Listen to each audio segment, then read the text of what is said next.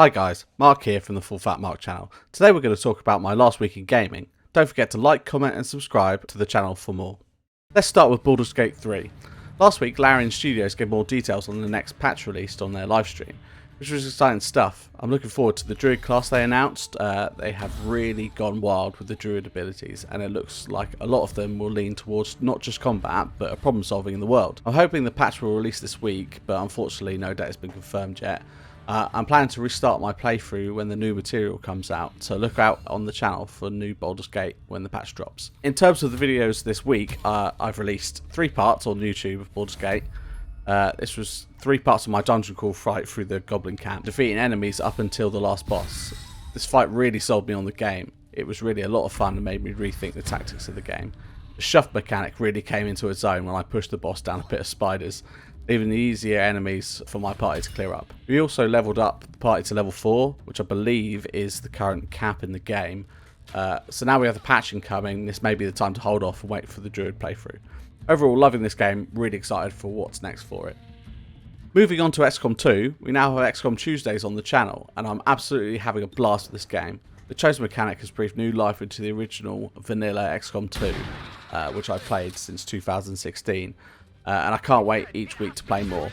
Last week we definitely hit another leap in difficulty. I'm not expecting the unexpected in the missions, which is half the problem, with the different and new enemies popping up. I'm often leaving my team open to damage, something I need to keep in mind going forward. New videos will be up every Tuesday on my channel, so keep an eye out for them. Next up is EVE Online.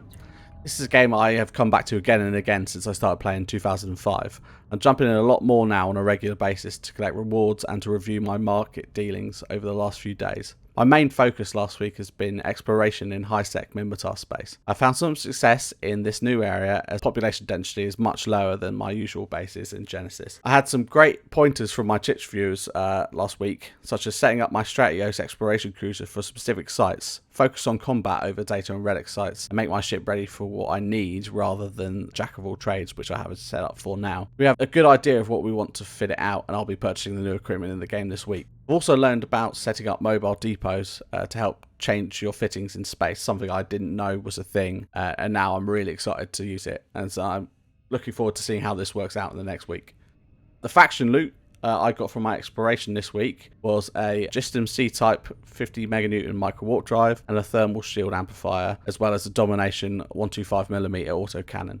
Skill training this week has been focused on Amar Battleship 5. However, since the announcement from CCP this week on Marauder buffs, Paladin costs have shot up across the board, so my future plans to acquire that ship may be put on hold for the moment.